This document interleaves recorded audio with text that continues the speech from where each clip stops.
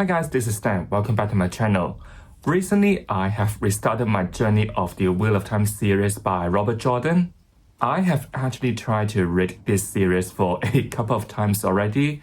First time, I think I stopped it at Lot of Chaos, and just for some reasons, I didn't pick that series up again.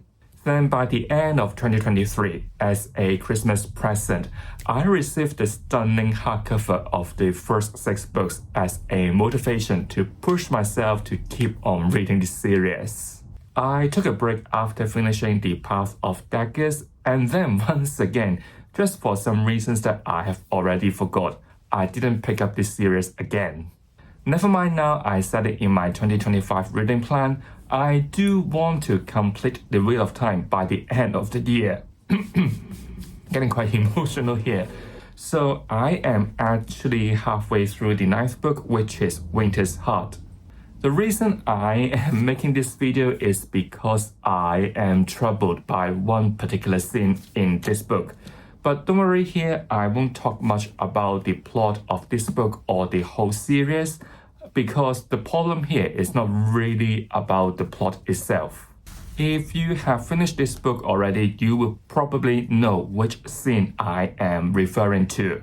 There was a particular chapter in this book, and if you have heard about the Wheel of Time series or if you have watched this series on Prime, you will know the main character is called Rand.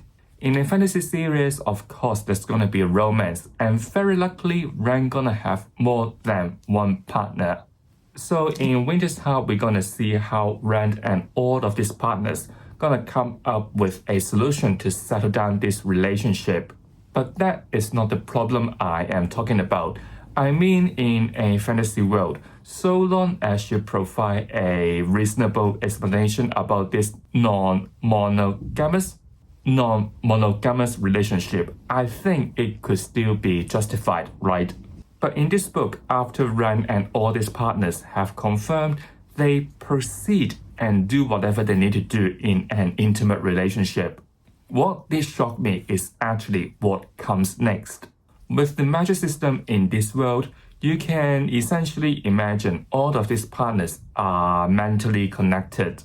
So it was like when one of the partners is having sex with Rand, all of the others can feel all the emotions in this process. Which, to be honest, when I read that particular chapter, it was quite disgusting, it was quite confusing, and it was quite awkward. Who want to know what's going on in sex with someone else? This is also possibly the first time I feel quite upset by the plot of this series. Do we really need this kind of details in this book? Later in the book, because of what Rand has gone through in the last couple of books, he is also kind of associated with another woman mentally. And you can already imagine that woman can also feel what Rand has gone through when he was making sex with one of those partners. Again, why do I need to know what they have done in sex in a fictional world? So now we have this kind of really weird sexual fantasy of a man. I was a bit curious how Robert Jordan come up with this crazy idea, basically to share a man with different women. According to a source I found on Reddit, and then with some further investigation, Robert Jordan himself, before meeting his wife, he was actually having 2 relationships with 2 different women at the same time. The ladies are like sharing Robert Jordan, and they would arrange the schedule about who gonna meet who at what time. So Robert Jordan was thinking if he himself can manage 2 women simultaneously, then Rand can possibly manage 3. And there could be some mythical reasons to explain why Rand needs to have a polygamous relationship. First of all, when I come across with this information, I was thinking, where's the confidence of Rand can handle 3 women at the same time? It is a bit irresponsible to say so just because it was based on the experience of the author himself. It feels to me it is like the author's own fantasy to think about if I could manage 2 women before, what if I add one more to it? Also, this doesn't really explain why do we need to be in the head of our characters when they are having sex, let alone why do they need to share the sensations when they are not part of it. And how about the readers, us? Do we need to know about it too? I just find this whole experience, that whole chapter, a bit overwhelming and quite unnecessary. If we are looking at the mythical reasons to explain this kind of romantic encounter, I would say the partners Ran is having represents certain linkage of him having in the past. I wouldn't name all the characters here. I think some of you may want to check this out yourself, or even the Prime series hasn't gone this far yet. One of them did say she loves Ran explicitly since the first time she met him. And then when the plot develops and she is aware of other women, she didn't really mind to share Ran with them because she loves him. And the second partner is coming from a totally different background with totally different culture. They allow a polygamous relationship. And also, I think she did love Ran. I remember there were certain chapters in the previous books to build up their relationship. The last one I would say is more instant compared to the last two, and there are some political reasons behind. So these three relationships do bring out different sides of Rand. Let's say his character, the politics, and his heritage. And if Rand is not going to be Rand in this series, we all know what role he is playing in the series. It is kind of obvious to see which character Rand would actually go for. But never mind, we just need to accept the fact that Ran is going to have more than one partner in the Wheel of Time series. To bring this topic up to another level, throughout this series, we always heard about the Wheel Whips as the Wheel Wheels and the Tafaran. But from how the magic system works or how the power is divided in the Wheel of Time, this has more to do with the duty of man and woman about the gender itself. If we are looking at the partners Ran is having, they are important to him, right? To put what they are representing outside the Wheel of Time, they are actually the triple goddess. This is a Greek myth about a trio of deities, a young woman, a mother, and an old woman. Or we can see them as maiden, mother, or the crone. If you have read or if you have already completed the series, you can actually link up the personalities, the background, the roles of these partners to what the triple goddess representing. Or even if we are looking at other cultures, other beliefs, or other religions, let's say yin-yang, asking for the balance between two elements. The Wheel of Time stresses so much on the role of man and woman. This kind of cooperation or conflicts do develop more later in the book. So I think this kind of explains why Ran is having this kind of relationship, although it is a bit weird. Speaking of weird, I guess the reason why the romance in the Wheel of Time sucks is because it never means to be the focus of the story. Of course, apart from Ran, other main characters will got their own romantic encounter, let's say Perrine, let's say Nynaeve. But honestly, I feel like all of the romantic relationships in the Wheel of Time series are not well written or compelling. They all got their own flaws, maybe one-sided or even toxic.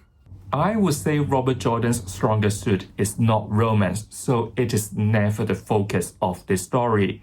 Even his wife, aka his editor, make this kind of comment as well. Let's take Ran's relationship as an example.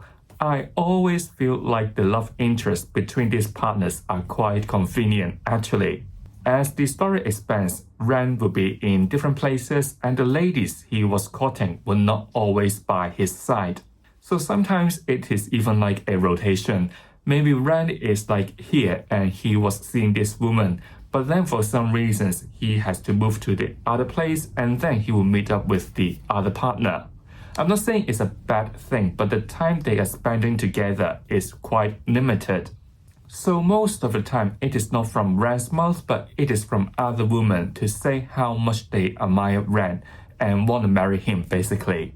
So not until later in the series, this woman will finally come together and find a solution to settle this complex relationship. Also in the story, Rand is never an expressive person. With the roles and duties he needs to play, he is already exhausted.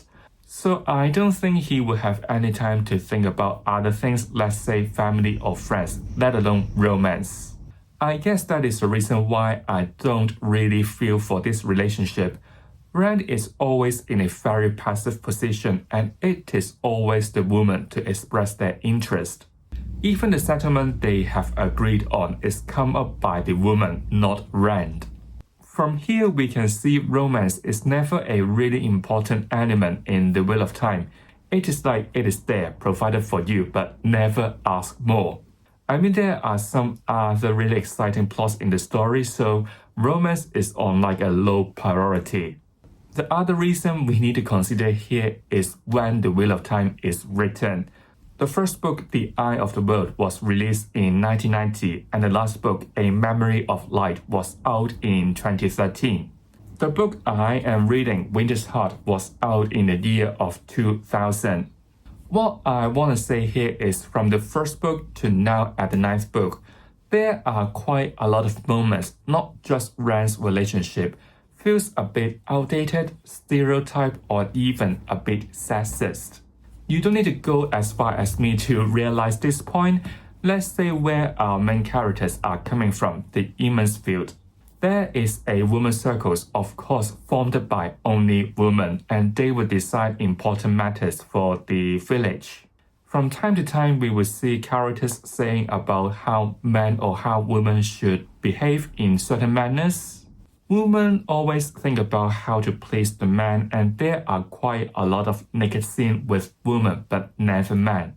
Or even women in this series sometimes can get a bit bitchy, but don't hate me for using this word, but I do feel like this sometimes. Like I said before, the focus of the Wheel of Time is always about the balance, like yin and yang of the two genders. The stereotypes or like the observation I have just mentioned, maybe they are like the tool to realize this goal. I of course didn't read this series when it's first published. I was still very young and my English still sucks. I don't really know how the readers in the 90s gonna accept this kind of plot. It is a bit difficult to judge here because all of the stereotypes I have just mentioned, they are as if a joke, as if a fun to construct this Wheel of Time world through this kind of conflict. But imagine this series is published now, I think there will be quite a lot of noises about this kind of gender imbalance. This also brings up another point I want to talk about, how us, the readers from 20 or even 30 years later, judge a fantasy book that was published in the 90s. Here I am not saying we cannot make any comment about the book at all, but it is about the how, and we should consider the context when the book was first published. Like I said earlier, the inspiration of Rand's relationship is based on Robert Jordan's own experience, meaning that it has actually happened in our life. Also in the 90s, or even how Robert Jordan himself was raised. From the little research that I have done, definitely society wasn't as open at that time, and people wouldn't discuss issues like gender, sexual equality as much as in now as well. I guess what had happened in the Wheel of Time is like we are telling a joke from the past and they may sound offensive now. Or maybe it is just like in our life, older generation may occasionally slip out a comment that may sound a bit outdated, but that was how they were raised, if you know what I mean. At the 90s, from the little research that I have done, it was quite common to see men openly talk about how women should only do certain things and vice versa. So I guess this kind of stereotype is the product of the social norm, in a way internalize the context of the man and woman relationship in the Wheel of Time series. To further explain the relationship from the perspective of Rand, we may also consider what Robert Jordan has actually gone through. Before writing the Wheel of Time series, Robert Jordan did serve in the Vietnam War as a helicopter gunner and was rewarded several medals as well. He also suffered a fall in the 70s, so he has to walk with a cane for the rest of his life. So in some way, the plot of the books is actually shaped by the author's own experience. Let's say in some scenes, Rand was so reluctant to hurt any woman. This was actually from Robert Jordan's own experience in the war, and he accidentally hurt some woman.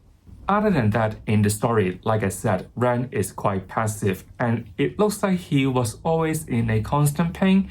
He also refused to talk about his feeling much, resulting in how he gonna approach women to develop the romantic relationship. This part I would say is quite common to see veterans from the war gonna suffer some sort of PTSD, or maybe it's like they are always in a constant pain, which you can always see in Rand's perspective. So that is pretty much I want to say about Winter's Heart. I was a bit bored by the plot, honestly, and when that scene popped out, I was thinking I need to make this video. So if you have enjoyed this video, don't forget to give it a like, subscribe to my channel Fantasy so you won't miss anything from me. I'll see you all real soon. Goodbye!